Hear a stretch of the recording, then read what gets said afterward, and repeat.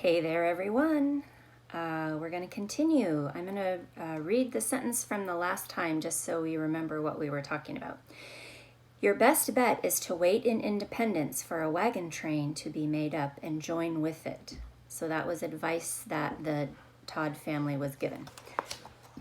I had heard Father and Mother debating this several times late at night as I lay wrapped up in the quilt Grandma had made. It was a question, it seemed, of making faster time or of having the protection of a large wagon train. Now Father set down his steaming coffee cup, looking straight at Mother across the table.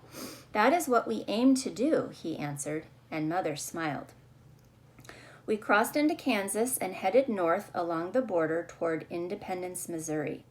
By now we were growing used to traveling in the wagon. We were up each morning at sunrise, and after a quick breakfast, were on our way by 7 o'clock. When the sun climbed high in the sky, Father would choose a shady place for nooning, an hour to rest and eat our lunch and let the cattle graze. After that, we moved on again until late in the afternoon when we made camp. Except for the wagon bogging down in the mud holes after a rain, the traveling was fairly easy. We had not seen a single Indian, nor had we encountered any of the severe spring storms that Mother worried about. Most days we made 12 to 15 miles. Father and Mother could now pack up the wagon in a few minutes' time. John, who no longer showed any sign of being homesick, was becoming an experienced hand with the animals.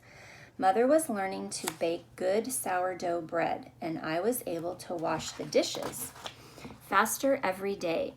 We found that if we hung a covered bucket of milk under the wagon each morning, the turning of the wheels acted like a churn, and by evening a nice little pat of butter would be floating on top.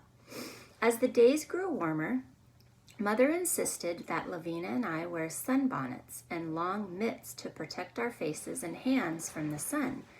Lavina obeyed cheerfully. She always did what she was told. She was so good with her round, pretty face and her happy smile. Her eyes were like windows that you could look through and see inside her head. And inside she was good too, sweet-natured and truthful and kind. But I was different.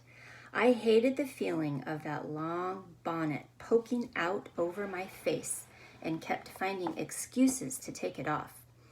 Once again, I saw Mother frowning at me. "Do you want to look like that, Mary Ellen?" she asked, pointing at two girls with freckled, sunburned faces walking along the road. Secretly, I didn't care if I did look like that. Having a pale complexion was just another bothersome part of being a lady, it seemed to me. A picture suddenly flitted across my mind of a mother with copper-colored hair, a little bit of a thing, happy and busy, like Grandma, a mother who never frowned. "No, ma'am," I answered reluctantly. After a while, I got used to wearing my sunbonnet, but I never stopped hating it. Although it was important to keep moving, Father and Mother did not feel it was right to travel on the Sabbath, so on Sundays we would rest for at least part of the day. Our animals grazed on the abundant, soft green grass. Father took down his rifle and went hunting for rabbits and squirrels and quail. Mother brought out the big brass kettle to heat up water, and the wash tub became a bathtub. After we bathed, she would prepare a special big Sunday dinner with pie made from dried apples for dessert. Afterward, I sometimes took walks with Father, and he would tell me about all the rocks and the trees and the plants and the birds and the insects that we saw. One time, I found a petrified clamshell, and we would read and sing and study the Bible. I liked to commit whole chapters to memory. My favorite was the 23rd Psalm because it reminded me of our journey. "The Lord is my shepherd, I shall not want. He maketh me to lie down in green pastures. He leadeth me beside the still waters. He restoreth my soul." We had been traveling more than 3 weeks now and had come close to 300 miles. In another day or two, we will be in Independence, Father said. That night, as I lay under my warm quilt, listening to a few drops of rain pattering lightly on the wagon cover over my head, I wondered what it would be like being part of a wagon train. There would be other children to play with, I knew. And we had been told that sometimes there was fiddle music and young people dancing around the campfires in the evenings. I thought I probably would like camping with other families. Thunder grumbled in the distance, lightning flickered, and I could hear wind starting to rise. Then, all at once, there was a clap of thunder, louder than any I had ever heard. It seemed to come from somewhere deep inside the earth, rumbling and shaking, filling the space between earth and sky with a noise that would never end. Moments later, the rains came. Huge raindrops pelted down, peppering the wagon cover. Within a few minutes, the sides were all soaked through. Our bedclothes were wet. Our nightclothes were wet.